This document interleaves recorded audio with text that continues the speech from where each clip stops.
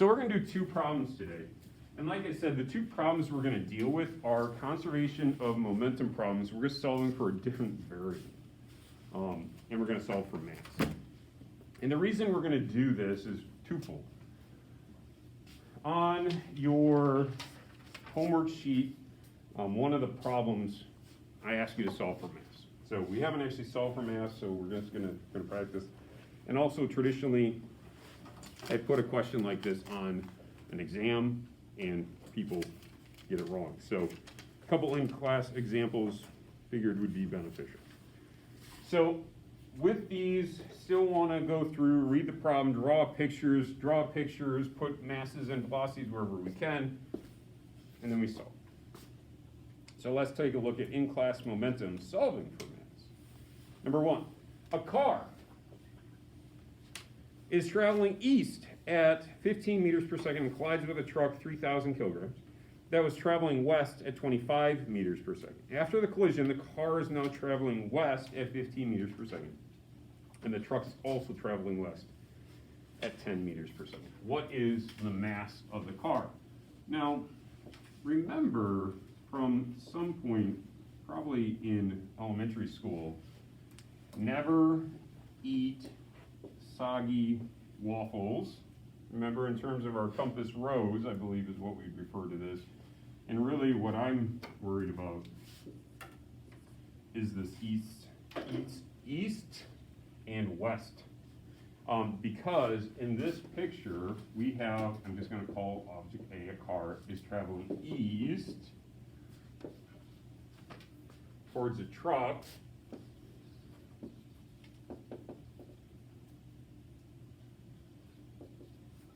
Which is traveling west. So they're traveling in opposite directions. Positives and negatives, velocities have directions, so positives and negatives comes from those east and west. I could have said right versus left. I'm just going east versus west. Then they collide, and now the car is traveling west, and the truck is also traveling. So they start apart and apart. In terms of what type of collision, it's either elastic or partially inelastic. We haven't differentiated between those two. They start apart and apart. That's all we're kind of going with so far. So from our picture, for each object, we want to make sure we include a mass and a velocity for each location.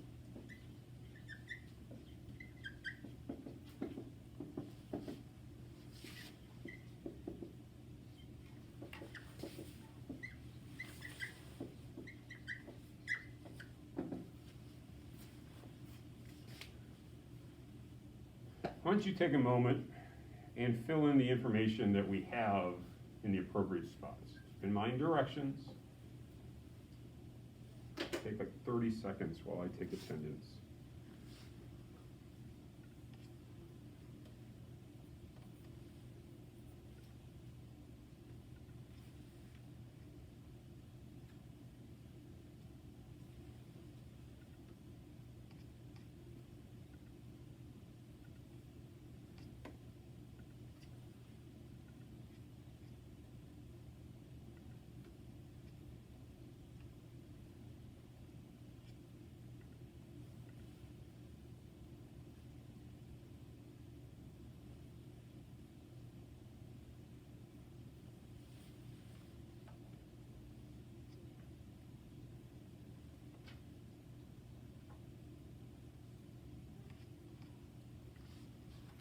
Okay, so we have a car, it's traveling east, so that is going to be at 15.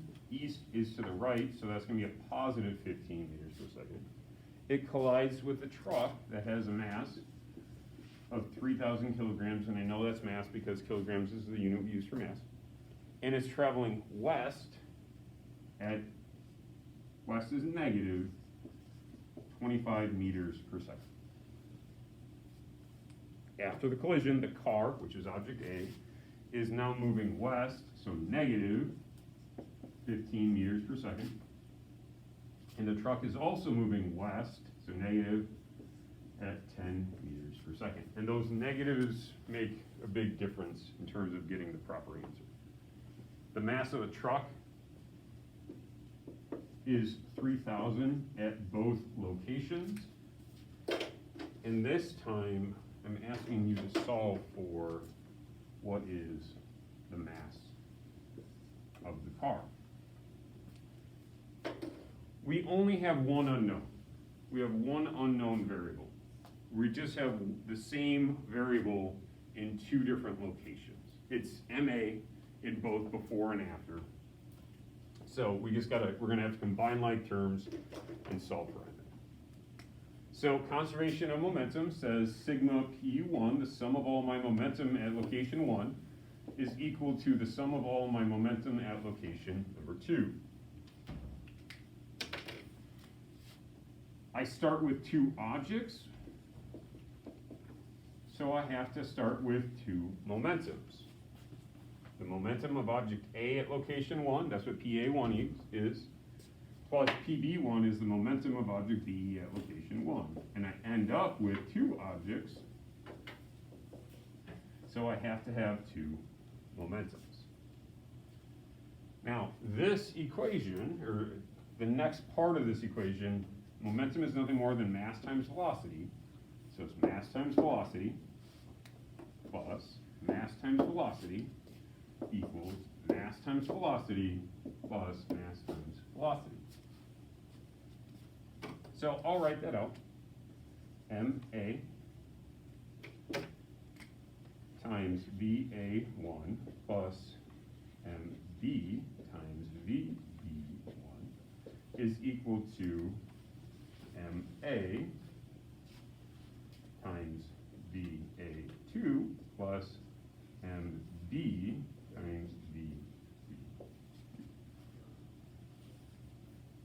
And I color-coded my unknown variables in red just to kind of illustrate, to draw attention to those are the unknowns, but they're the same unknowns.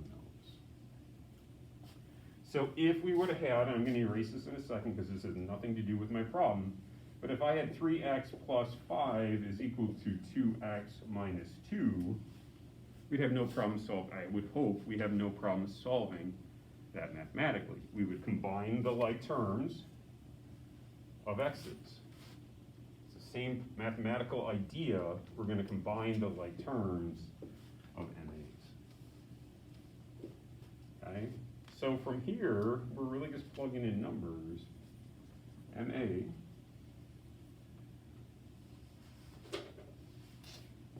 times 15 plus 3,000 times a negative 25 is equal to MA times a negative 15 plus 3,000 times a negative 10. Why don't you take a minute and you just do the rest of that mathematically. Okay, you solve for that mathematically, and let's make sure your algebra is good. I'll give you about a minute,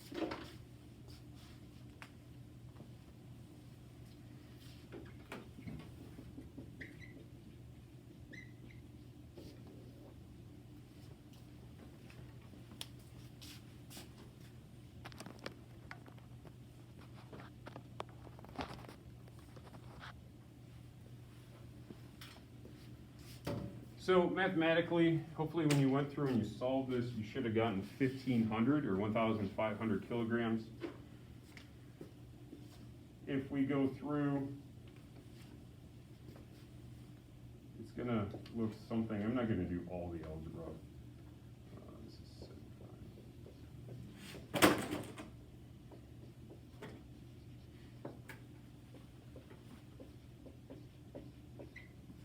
Okay, so I personally like to have the number in front of my variables, so that's why I went 15 MA. Just keep in mind that in order to get my MAs together, I'd have to have added 15 MA to both sides. So then over here we'd end up with 30 MA. I'm gonna move this to the other side, so I would have had to have added, and well, these are two different mathematical steps, I know, to both sides, which would then have given us 30 MA is equal to 45,000, divide both sides by 30, we should get that 1,500. Questions? Mathematical questions? Questions about positives and negatives? All right, let's take a look at number 2 then. Question number 2. A lump of clay is thrown at 10 meters per second at a 0.25 kilogram stationary bucket. If the lump of clay sticks to the bucket, and then they both move off at 7 meters per second, what is the mass of the clay? Why don't you start by drawing a picture? You draw a picture. In your picture, label masses and velocities for each object at each location. Remember, the clay sticks to the bucket. Draw a picture, then fill in as many numbers as you possibly can in your picture. I'll give you about a minute, maybe 30 seconds. Mostly 30 seconds to a minute.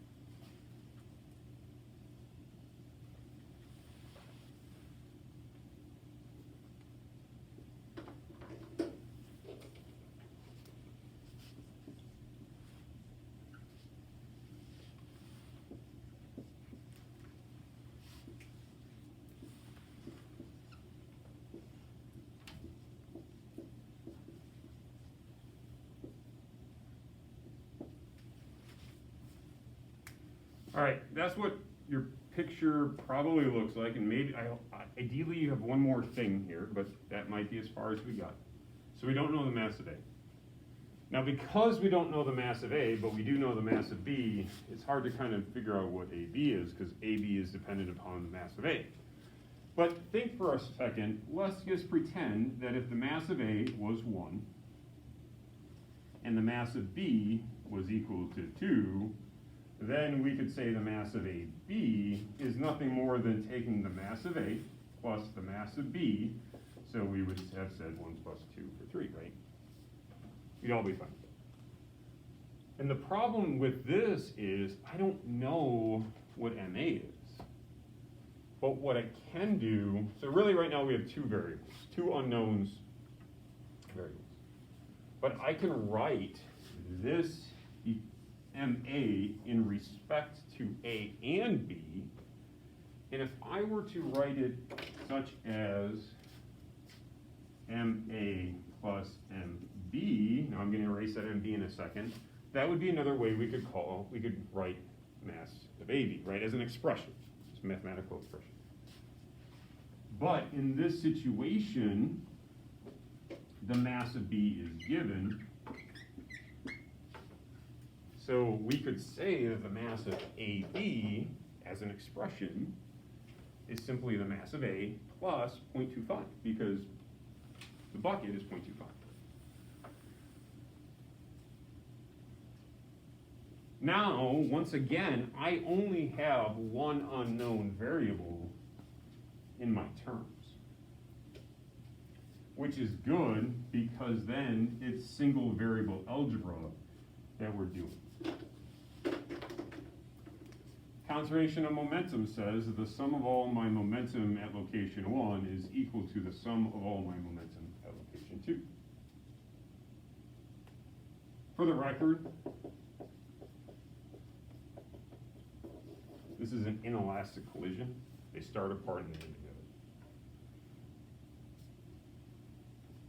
So I start with two objects, which means I need to have two momentums at the start, location 1, location 2. And it's equal to the momentum of that one object at our second location. Momentum is nothing more than mass times velocity plus mass times velocity equals mass times velocity. So MA times VA1 plus MB VB1 equals, we can write it as the expression, like we did, of MA plus MB times VB. VAB. 2. Now, really, I had a number in there, but that's exactly what it is, right? So we plug numbers in. Well, here, you plug numbers in. You solve the rest of it. Just an algebra tip, once you get to this point, make sure you distribute. Make sure you distribute it. So plug in your numbers.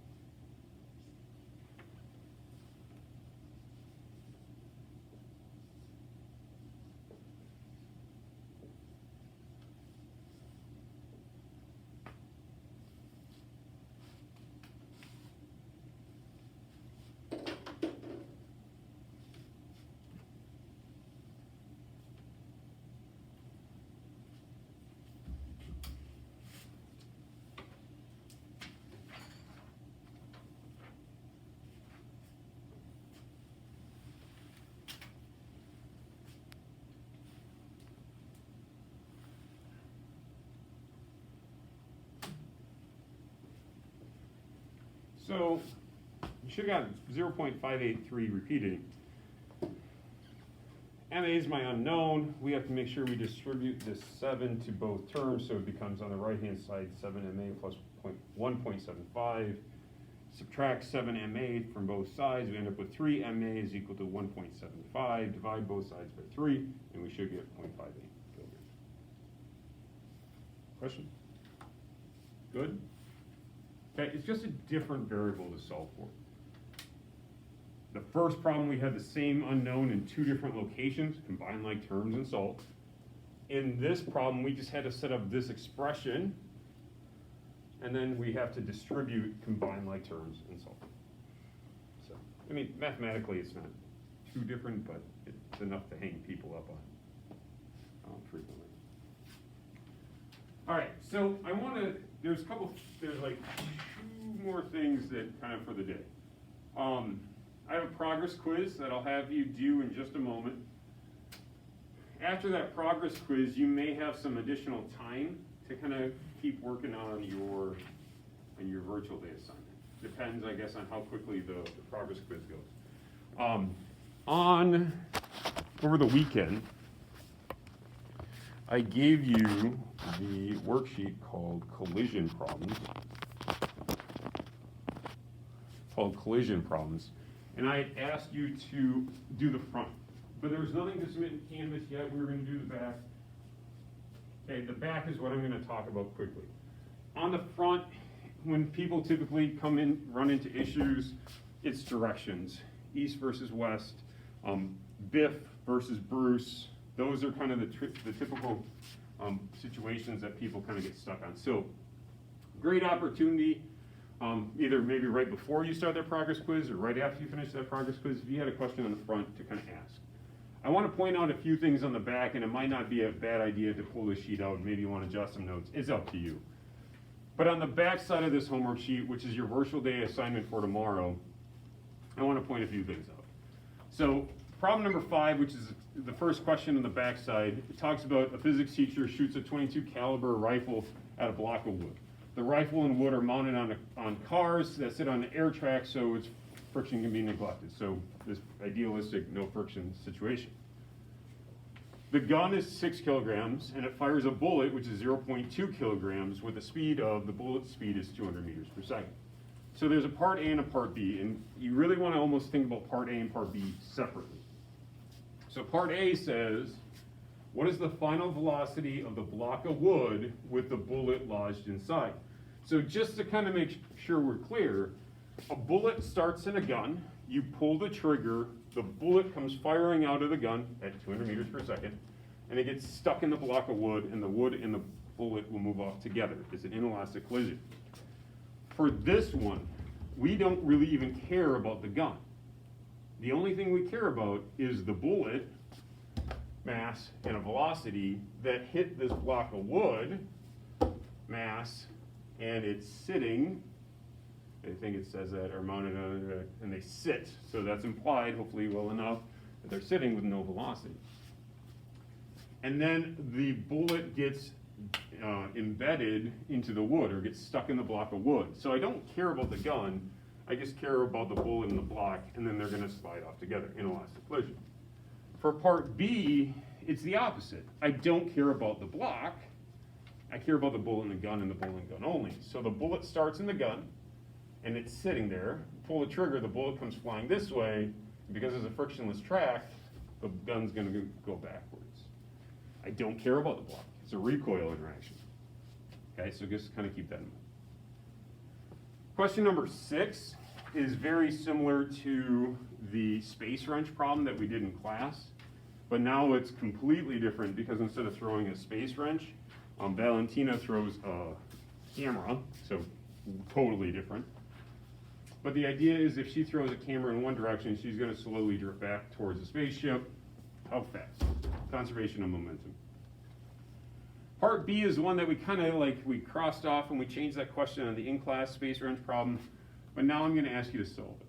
So now this time it says if